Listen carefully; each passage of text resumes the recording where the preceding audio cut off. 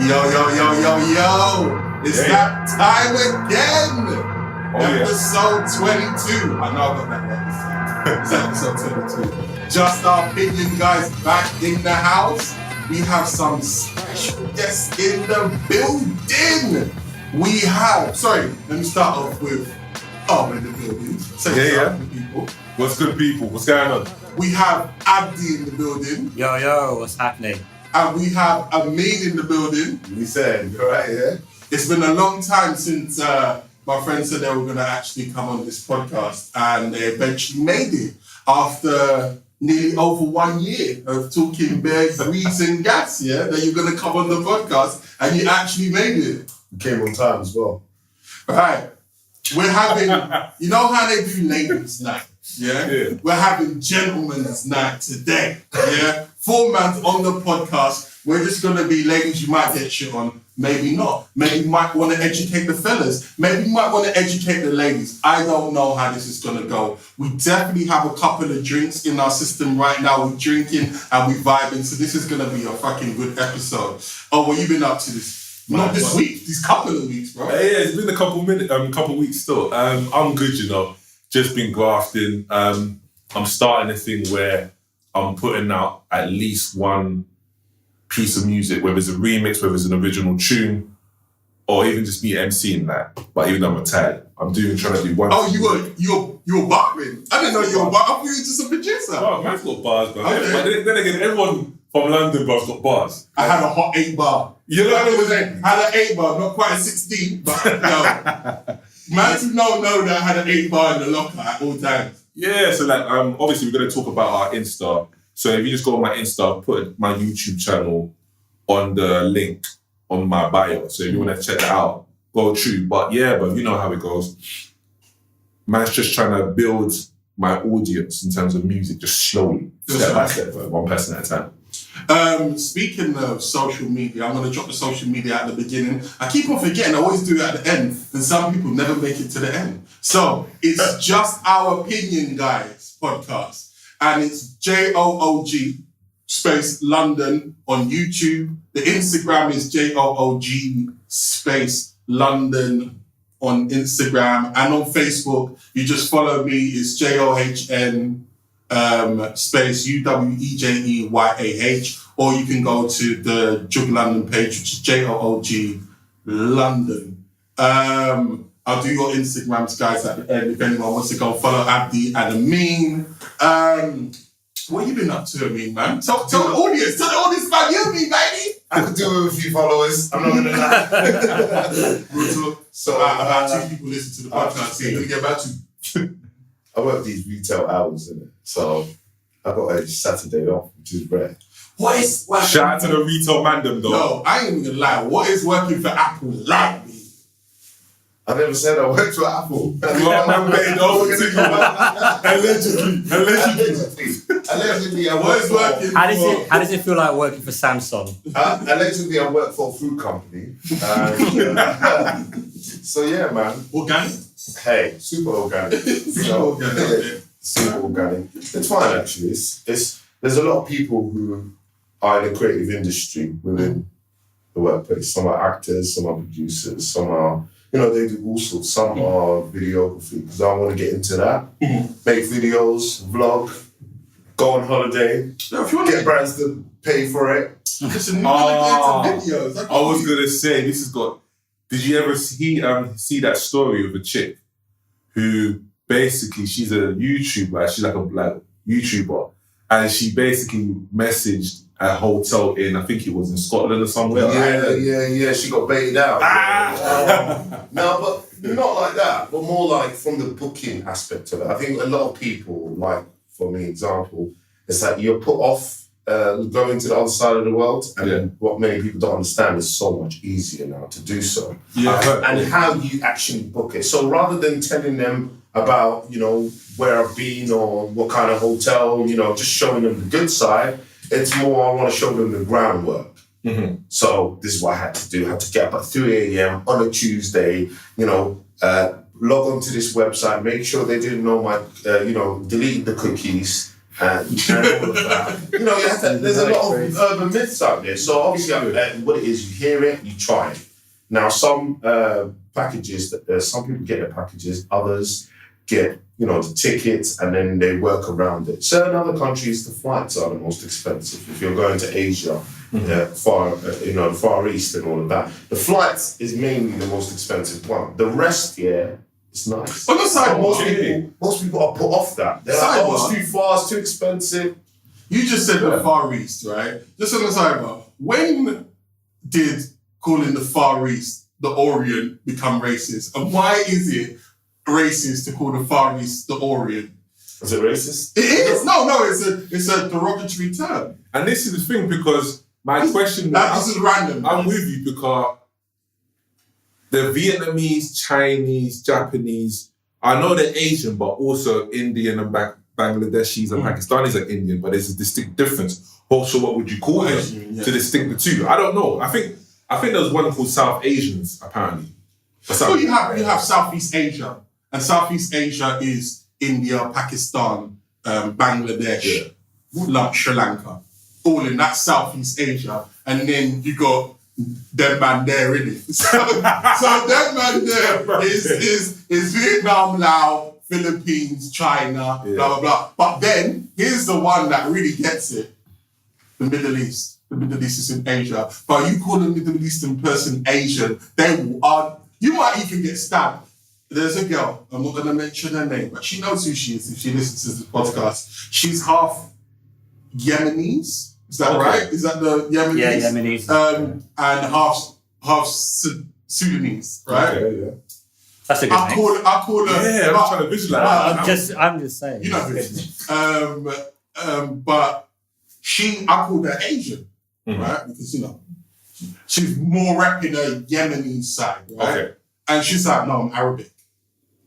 I was like, no, but you're Asian though. She goes, no, I'm Arabic. I was like, right, I didn't know Asian was a derogatory term to the Arabic people. So when you're thinking of Asia, those are your three regions. I mean, them man there who we used to class as Orient. Yeah. I don't know why it is, but I've got to find this out. This has always bugged me, I think it's down to history, because back in the days they were very good traders. The Westerners hated them. And there's nothing the Asians call the Westerners, apart from foreigners or colonizers. What's that? Colonizers, or they don't say much, but we're a bit more creative with. Orient is also a reference here to these pearls that I found in East. But I've looked it up. I looked it up. So what is modern technology? What that refers to is these pearls. The finest pearls in the world were found in the East. Right? So the Orient, this is where this came from. It's like a mash between English and French, with a bit of Latin in between. So I think that's where it came from. So I don't know, I found it very weird referring, like when people say Asian, I think it's, so people in the UK, when we say Asian, I think what it is, people say in the US or whatever, they use Asian differently. Yeah, they use it for people from the Far East. We'll use it for people from Southeast Asia. Yeah, exactly. So the thing is, in the UK aspect, when you hear Asian, you think of Pakistani, Indian, Bangladeshi. If I missed out 3 people, sorry. But what I mean is that's what you would think. But then when you go to America and all that, they see Asian totally different. It's like Chinese, Japanese. Yeah. And then anyone who's Bangladeshi or Pakistani just classes Indian. Ip Man and Jackie Chan and them guys, isn't it? Yeah, it's a mad thing still. Abdi, tell the people about yourself. Sorry, I'm around. I work in an airport, so I don't do much for work. And what do you do? Okay, this is a good question. Stop telling us first, fam. In the airport, what is your job, your day-to-day? Title and your day-to-day. Day-to-day is just running the whole airport's operations and making sure everything goes. Starting on the low, okay, all right. Russian dirt off the shoulder. I have a good team I work with, and man's got a team. He's in charge of it. Well, I'm a supervisor. We've got our supervising team. Make sure we got all our agents to get every passenger that comes in. So you're telling me, bro, like the stories in 24 is based on you, bro. That's it. And man like you, fam. Well, I do work hard. What is your job title? Duty supervisor. Duty supervisor. of? You see, it's such a big operation. There's, Hey, all right. it encompasses from check-in to boarding to getting the flights dispatched, weight and balance takeoffs, and it's just the ballet effect. So it just goes through the whole airport, making sure everything works. One little mistake, it just completely shuts down. What airport you work at? London City. Okay, tell the story. So now I was all confident about flying, and I'm flying at the end of the month, and then Abdi tells me this story about the rain ice. What's it called? So we had that bad weather a couple of weeks ago. Well, it seems a couple of weeks ago. It's not really nice weather lately. So something called freezing rain. That's it. And it's an absolute enemy to planes. It's literally rain. As soon as it touches the surface of the aircraft, it just freezes. So we had an aircraft that landed at the airport, and there was literally chunks of ice dropping down the wings, the side of the aircraft. And that is just from freezing rain. It does seem scary at first, but there's many little things that can cancel flights, and that is one of the things that can cancel So, flights. here's my thing. So I was cool traveling, But we can say, okay, that's just one event. We can have volcanic ash. We can have volcanic ash. Yeah, well, we had the Iceland. That's wild. Okay, all right. Okay, We had Iceland happen. It shut down the whole European airspace. What happened One in volcano, nowhere near us, a fucking 1,000 kilometers away. What happened in Iceland though? Let the people know. Because they might have missed that one. Yeah, I missed that one as well. Yeah, that was ages ago. Remember when That was in 2000. when the volcano bust out in Iceland? This is when we need a research in a room. You know These what facts. You're so just jumping on We ain't the the corner. smartest podcast in the world. But there was that. It was somewhere mid 2000. I can't remember the exact. Bro, mid 2000 got no chance. I mean, it was late 2000s. What are you talking about? What was it like No, it wasn't late 2012? 2000. Anyway, when the volcano bust in Iceland. Yeah, shit and that was like- based on a flight many years ago from Malaysia, British Airways flight that just shut all its engines down because of volcanic ash. And then it restarted after it passed the ash. So there's many events that can happen, like strong winds. 2010, by the way. 2010. 2010. Oh, okay. Oh, That was 4 8 years ago. It's not even that long. 2010 is 8 years. It's not even that You long. know, that's like you're not getting his age, but like, yo. And it has a crazy name, this volcano. It's got a crazy name. We won't waste the time in the podcast to try and pronounce that. And I forget I'm not that. even going to try and No, pronounce when it. there's an E, a Y, an L, an I, an O, Oh, yeah. No. It's so long. we ain't gonna embarrass this. Everyone's just been shown the name. It's extremely long.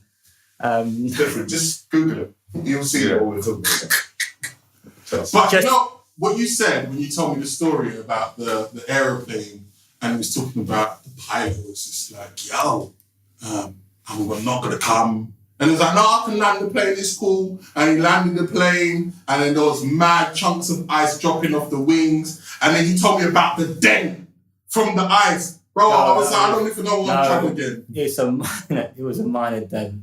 A minor dent. Look, if you plane, I don't know what the statistics is. There's like at least 10 flights an hour that gets hit by a bird that causes dents just as bad. So I'm not trying to scare you. The planes are invading But the bird space. No, but it's true. But at the same time, these things that they build is it's another level. It's an engineering. So it's aren't planes cruel?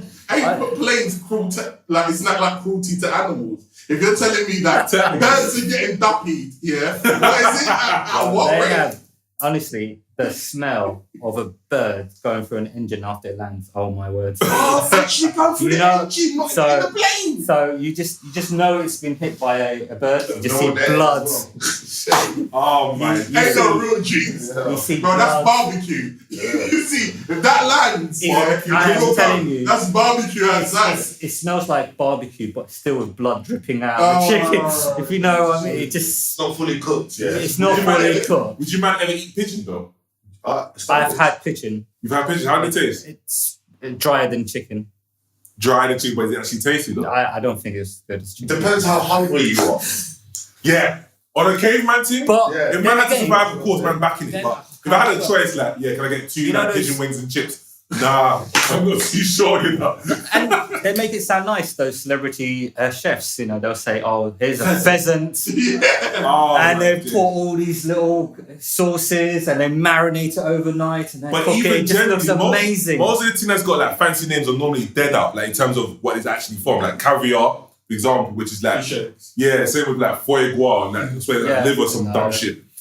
And I've never tried any of them, but it's like, it just doesn't sound right anyway. But the worst, this is a good transition, the worst foods in the world.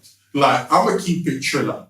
So when I was dating a French girl and I was in Paris, right, she was like, look, you got to have this particular food. What, snails? When I'm not snails, because in Africa we eat snails, large African land snails. Not even those little snails that you're talking about. I'm talking about the snails that are like a baby rabbit size, yeah? So... I had one in my house for a few not so sure. weeks. Back in the day when, you know, the laws were lax, what you could bring over from other countries, my mum used to bring large African land snails on the plane, back over here. But that's another story. back before 9/11. But, so I went over to Paris and she goes, look, you gotta try this dish, blah, blah, blah, blah, blah. I was like, okay, cool. She's like, it's called steak tartare. Now this is back in the day. Yeah. So we're going back 2010, yeah? 2010, 2011. So I don't know. Now, at this time, I weren't really a restaurateur. I didn't go out, you know, restaurateur is a person actually, but anyway, I didn't go out. I'm a road man, innit? Chicken and chips. So, chicken and chips, that's all I know. Nando's, what are you talking about? That's upscale. Yeah. Like, chicken and chips was the one. KFC was a meal out, do you know what I mean? Yeah. The box If you got to go to a Chinese buffet, the people dress up for these occasions. you know what I mean? You know what I mean? You got to go to a Chinese buffet, the you're kids- leveling up, The kids are wearing suits with their parents. You know, that sort of that occasion. There's no pictures. Just to spend $10. You have to like read an essay, bro. And then on top of that, try to Google Translate next to you. You know what the hell is And it's incentive. I mean, like, I remember, some African countries. I know in my family, my mom did this. So if we achieved something during the week, or you've done good grades, you were treated out at these restaurants. You know, what I mean? And it's a good way to get kids to learn. You give them incentives and and goals. But now I see that KFC brown paper bags, like, yo, man's been on job this week. Yeah, exactly. Man's been on job. But back to steak tartare. So I got there, she goes, it's steak tartare. And she goes, it's just meat and egg. Yeah, well, she goes, meat, but you can have the egg on top. Right, so when I got there, at the restaurant, I ordered steak. I don't even like steak. Because she likes the girls, she liked her steak raw. And she's like, you have to have it raw or it's not nice. And I was like, man, no. Anyway. So she's like, I'm ordering steak tartare. She wants some. I was like, of course, obviously, I'll eat anything. Until I saw it. So I saw the steak tartare. Steak tartare is just raw fucking beef, bro. So it's raw beef, but it was like, it looked like minced meat. It was grinded up there. And then, on top, to add insult to injury. So remember she said you can have an egg on top. So I'm thinking a fried egg, like you put a fried egg on the burger. They just broke the egg out. Voila, there you go. You know what? Bang! I thought I was going out with a vampire when I saw that. What is that? Isn't that the raw ingredients to make a burger? Thank you! I swear. That's good. Listen, I know about white people, but white people... Wait. But there is one country that does raw egg well with food when it's cooked. Japan. They crack eggs in ramen. They crack eggs in their pancakes. I'm telling you, it goes well. They do it nicely. When it's... Don't get me wrong. In theory, they say, if you can't eat it raw, then you're not supposed to eat it at all. Okay, that's a good point. So that's the reason why animals can eat meat literally without having to cook it, because their body was meant for it. And there's an argument which is why we shouldn't eat meat, because we can't eat it raw, per se. But the thing is just spiritually. Where are we all from? Oh, yeah. I look at everyone here like, where we're all from. No. The meat ain't cooked until the thing's white. Never mind this whole medium stuff. Never mind rare or raw. But again, I'm speaking from someone who don't even like eggs anyway. Fried, What's it? Boiled, scrambled, How can you bare not like it? seasoning. Thing Don't is- like eggs. The only time I accept eggs is in cakes. That's I'm it. an egg donny. Soldier So eggs. the fact is like raw. It's like Soldier eggs. You Yeah, with the dip. Yeah, listen. How is it nothing not needs to like be that? dipped. Nothing needs to be dipped in lime. Fam. Like I'm confused. Whoa. Biscuits don't need to be dipped in Oh, tea. no. Oh, you're bugging. You're bugging. You're bugging. Mate, how can you not have a hot? I'm gonna let you guys talk about I think eggs essentially, as my friend said to me, it's a chicken's period.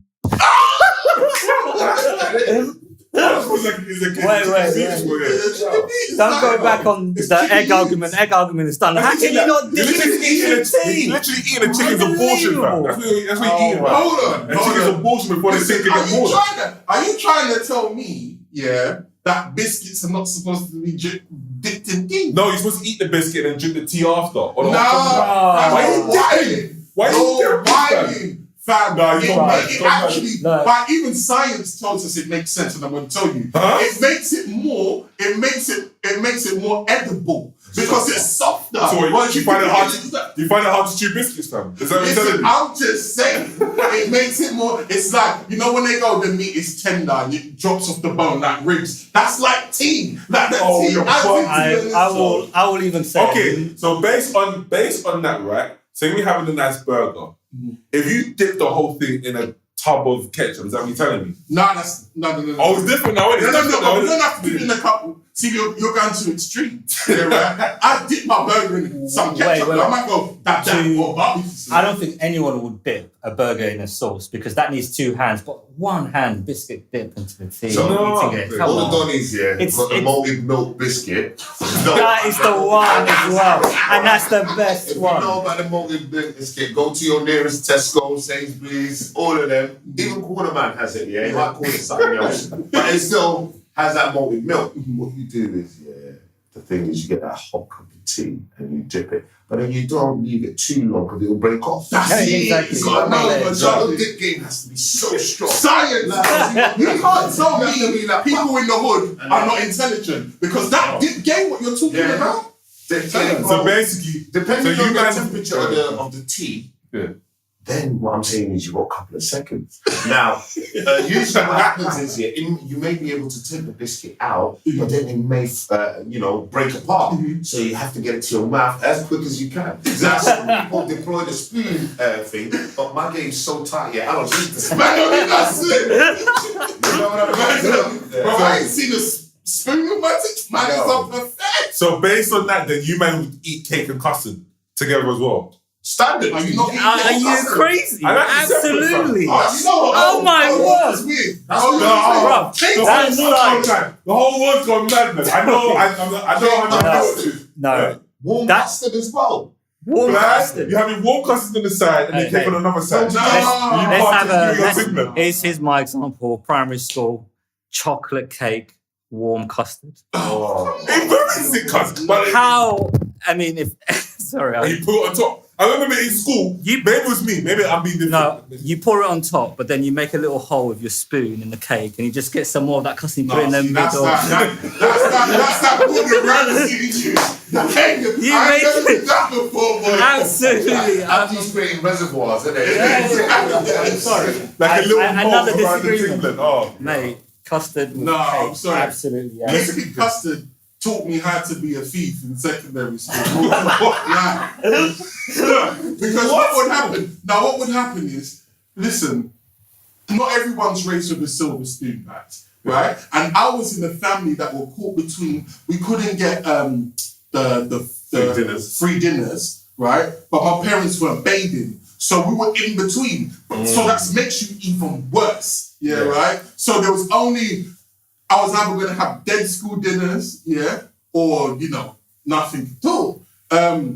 So what I used to do, when it got to dessert, I wasn't normally allowed to have dessert. Like, I could only afford a custard. But then my friends taught me how to hustle out here in the streets. Man, it's from Hackney for real. So what you do is you go to the custard. So what you do is you go get a biscuit. You know the government biscuits, those big, massive, they look like Father's rice biscuit. You put that at the bottom, right? Then you put the cake on top. But sometimes the cake, depending on the side, you find a small cake and then you just fill it up with custard. So it just looks like you got a bowl of custard.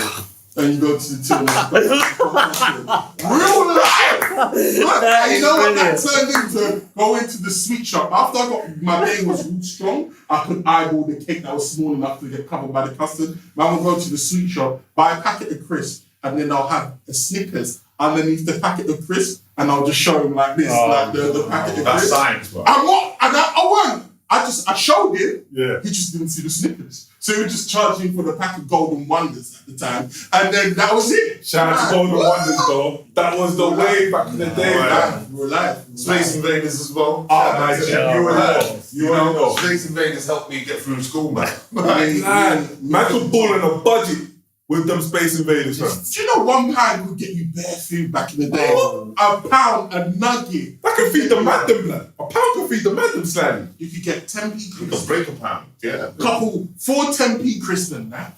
The sugar straws. See what I mean? And then if you're really feeling it, you're like, boss, you know what, give me the 20p worth. Yeah. All it's there. It's there. Preach. You look at 20p now, you almost want to throw it on the floor. Oh, And there's that business of, you know, those kids that have to pee and buy crisps and drinks, whatever, into the school and sell them. And there's a guy in Wolverhampton who made 50 grand from it. I'm not surprised. And I'm like, that's Top wow. shopping. We're talking about And- top shops. We used to shop fake games for our teachers. Oh, wow. And when the PlayStation 1 was chipped. Oh, yes. And then you copy it on a CD, yeah.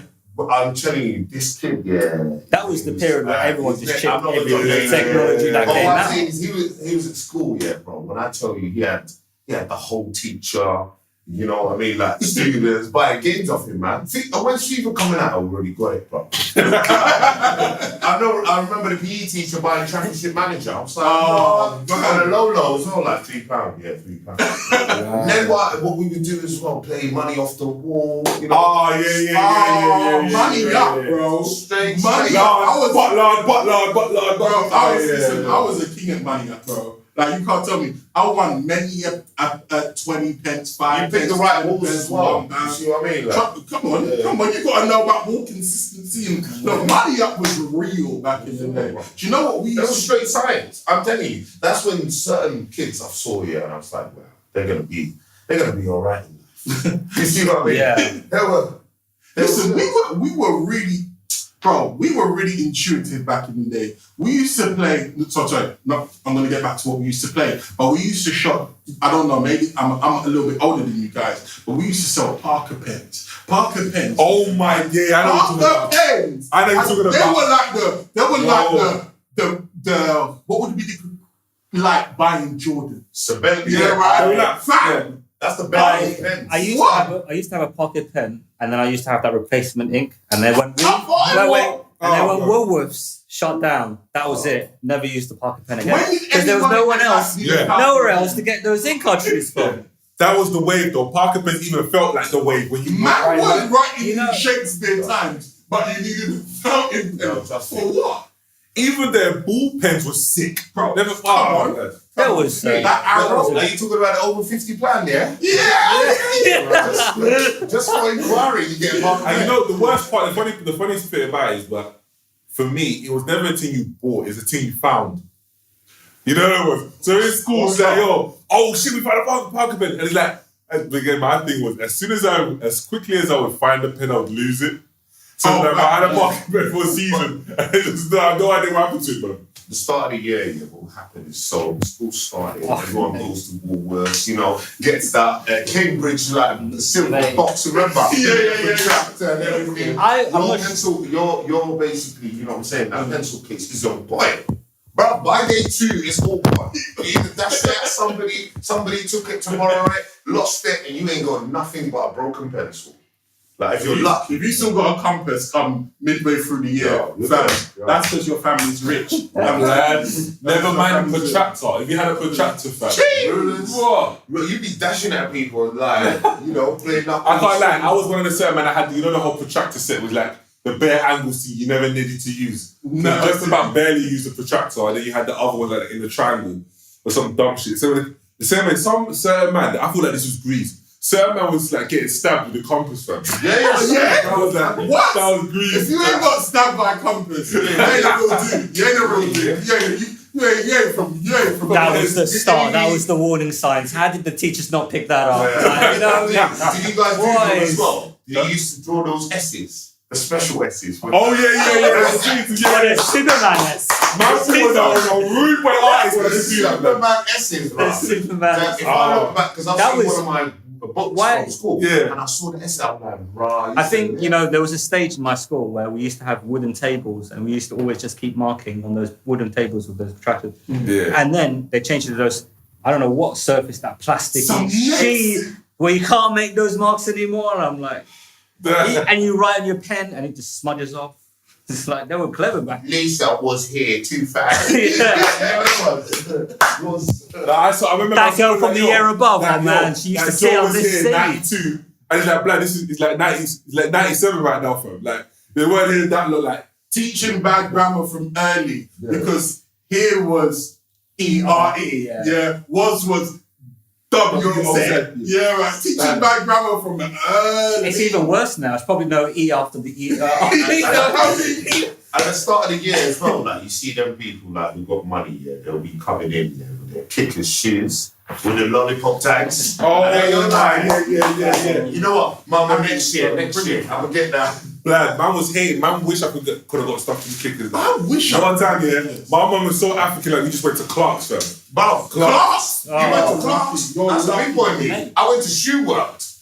Oh, man. You know what it is, yeah? Remember the time when Burt's was around? Because like, my mum refused to take us to Burt's because like, yo, Oh, yeah, but like, it will mess up your feet in it, so we're not going to Burt's. And at the time, obviously, my mum got peas at this point. At the same time, in regards to the Clarks, they're not just measuring the length of your foot, they measure the width. So it's like, okay, you are a certain size E. That's the reason why your feet get messed up, because you might have the same leg size, but it might be too narrow. That's how you end up getting corns and bunions. All of that. So my mum was so onto that. So we went to Clark's, and you know, again, my mum was like, nah, if we're gonna put money into something, it's gotta be this. A lot of the most important things like shoes, food, all of that. That's why man went to Clark's and all them things there. Man, kickers, Nike. Do you feel that? Bro, the clothes I got to Nike was like, You guys don't know, man. You guys don't know. I still take I had it to Nick, work. I had matchsticks. I used to have high tech. Now I see a pair of high tech. That's 130 pounds. Have you seen that on the internet? There's a picture that someone put up on social media like, how dare is high tech 130 pounds? you know what? High tech? What? What's down I was wearing that when it went Do you man remember the LA Gears?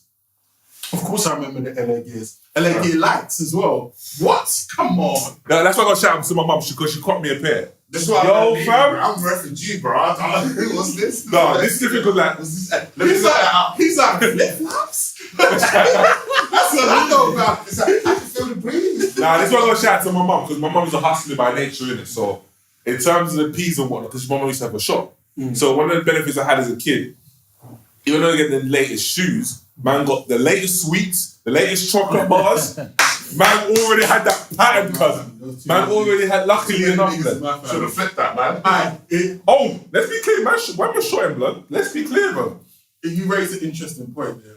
Right. So, all right, who's lived for a significant amount of years outside of this country, in this room? Nah, I've been here all my life. Myself. Myself. Okay, so both Somalia, right? Yeah. Okay, so tell me what it's like. Now that you've had a taste of like both worlds, right? Tell me what it was like growing up. The difference between growing up in Somalia and growing up. I couldn't London. comment because I didn't grow up in Somalia. I was just born there. Well, I mean, from what I remember. I grew up other places. Oh, where are you from? Well, I grew up in Saudi before. Okay, we'll get to that. That could be interesting. Yeah. So, I mean, the thing is, because war broke out, things were a little bit scary and stuff like that.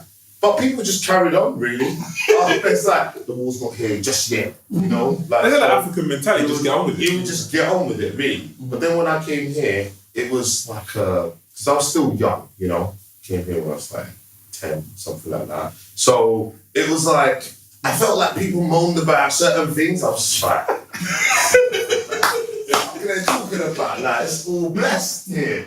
To this day, I still think people moan about stupid things. They do, yeah, but afterwards, you get caught up in it. Because you've been here for a while. Then you're like, yeah, I know, man. Like, But when you got bitching and hedges in the shop and they got switches. Sovereign, bro. I went to the I was so no. what I mean is, it was just little things. The thing is, I don't consider myself to have ever been poor or anything like that. The thing is, my mum did what she could. Like, you see what I mean? So I didn't know what I was missing. And then you see a friend or someone else that, and you're like, motherfucker, like, you're getting dropped out by this car and all of that. And you're like, come on. I know about bus, like, you know. You know about bus and walking. Bro, when I tell you I know about buses here, I'm looking to do a blog on buses, bro. Right, you are the bus king, the bus wanker, you know, that's there, bro. You are the bus king. No, but it was a different experience, really. The thing is, but when you're young, you adapt to your environment very quickly, wherever you go.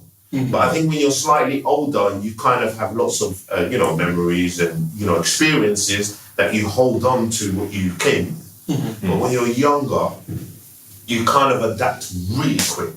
So I never found it to adapt quickly. But I did look at the other Malis that lived here or were born here a bit differently, because they were like, you're just totally different. Well, yeah. Like my mate Ishmael that you've met. One of my OGs. He's got full-on Cockney accent. Yeah, so are you just like, okay, yeah. I mean, I don't think At least he's got an English accent. There's some Somalis that are born here still have a Somali accent. Oh, facts. So, I mean, Same way that some Somalis just don't want that. That's by choice. They're like, I'm not assimilated. I just find that Saudi Abdi, go on. So my dad was a bit more scared, so he knew the war was going to kick off, so he got out quick. So we went to Saudi. I just have to say it. But growing up in Saudi up to, it was like from 1 year old to 6 years old before I came here, it was just a weird. It was hot. Boys, it was hot. It was not that exciting, nothing interesting. It just living in, it's like living in a desert and just going to school. It's absolutely nothing to do, no fun. I can't say that was the fun period of my time. And then I came here, no English, nothing. And luckily for me, I had a neighbour that actually taught in my school, and she taught me English. Oh. And that's probably why I credit my English to her. But Saudi was really boring. My mom's experience, she used to work out there as a maid. So she would go to houses with rich Saudis living there and make their house, do the cleaning and everything. And she loved it. She got paid really well. She was always respected. And it's kind of different, the way people think of Saudi Arabia as this, crazy, human rights, that's their rules, If the death penalty exists, the death penalty exists. The death penalty exists in America. Why are they not complaining? So, yeah, but Saudi's a little bit crazy because when they're like Bangladeshis and Filipinos are like slaves. Man. But that's where it fails. My dad still lives out there and still works out there, and he's, it's now 40 years out there, and he's still not got a Saudi passport. That's really? Ridiculous. They don't give citizenship. But they can give you a right to live there, work there, get paid just as equally. Obviously, the Saudi princes and all of that are just, out of another league. But in terms of when you can drive now, is that not yet? But is that soon? Is this how to bring? Or is this Dubai? No, Saudi. You're right. It's Saudi. So the king. Okay, please. This could be the new king. It's amazing how this topic came up on Thursday, on Women's Day. Saudis are going to be able to drive. That was news last year, if I remember correctly, and they're still not driving. And they say it's going to be May. And I'll tell you this right now. This topic will come up again next year on, Women's Day, and it will change a lot of things. There's a lot of people who are against this. There's a lot of people, especially some people in the government. Salman, great. He wants to be this reformer and everything. letting ladies drive. Some of the husbands are not happy. They just want their women just to be, there in the house doing nothing. But let's not say it all, because I think Not what all. it is There's some. No, I'm not saying all, but there's a huge majority. yeah, but There's a I huge think with majority. anything, looking from the outside, I think we need a degree of balance, because what we tend to do is. This is what my dad told me. No, So, I'm just saying. Just generally speaking, what I'm saying is, yes, there are certain people that want to maintain the status quo because it gives them power. Yeah. Because you would have to go to them, ask for What permission for everything. what like did that. driving give people in humanity? The ability to travel, find job Yeah, freedom. opportunities, Yeah. freedom, Yeah. and that is what they're worried about. Exactly. Giving women But who- opportunity, not freedom. everybody, yeah. And that sort of chance. But to be honest, I think what it is, that's the least of their concern. It's the way they treat foreign workers, the way that's more funny. I But think that- look, Qatar is going to have a World Cup, and how many people have died building those stadiums? Yeah. Look at Russia. The idea is still, them in Russia, the idea that them two have it is wild. It's crazy. Yeah, but look, I mean- who do you think, how was the railways in the UK built? We'll talk. Yeah. Like, how sheer many finesse. How was people- American bill? I How don't was even UK bill? like Dubai, literally they wouldn't United even Arab give the Emirates, all workers those here the places, right yeah. to be buried in certain, those church like cemeteries because they were of noble birth. So the thing is, I think what it is, we always magnify, especially from a UK Western standpoint of view, we kind of dictate to others, like, this is the model that you should live by. Yes, they could, you know what it is, they didn't give the women's right quickly here either. It took time. It took a suffragette by jumping in that race. You know, what's it called? You know what the horses are racing? That's good. Yeah, she went there, threw herself in a race and the horses ran her over. The surrogate. Yeah, Suffragettes. So Yeah, that's suffragette movement. So the thing is, it took a lot of things. That's what I said. Surrogate. Now, suffragettes, yeah. No, but what it is with anything, it takes time, especially for. Everyone's got an opinion. And the way Saudi works as well, yeah, because everyone assumes that it is an Islamic country, but in Islam you're not really meant to have, king. You're meant to have a leader, but not like kings, because kings, what happens is you could be a good king, John, but then your son could be a fucking idiot. Yeah. You see what I'm saying? And just by birthright, you get slid right by in. birthright, you shouldn't lead. It should be because, you know what I mean, you're a good leader. That's the only thing. So they have to make a deal with the religious law. That's what it is. So it's a very tight. So the thing is, no one, even this new prince who's got all his face plastered in London with a massive PR campaign for him, because obviously he's coming into trade and everything like that. But at the end of the day, what I'm saying is this. I bet Qatar weren't happy. And The thing is, Qatar builds- human rights and all of that, they don't give a obviously- fuck about that. Look, shit. listen. Qatar builds half of London. We're at it. Just our opinion, guys.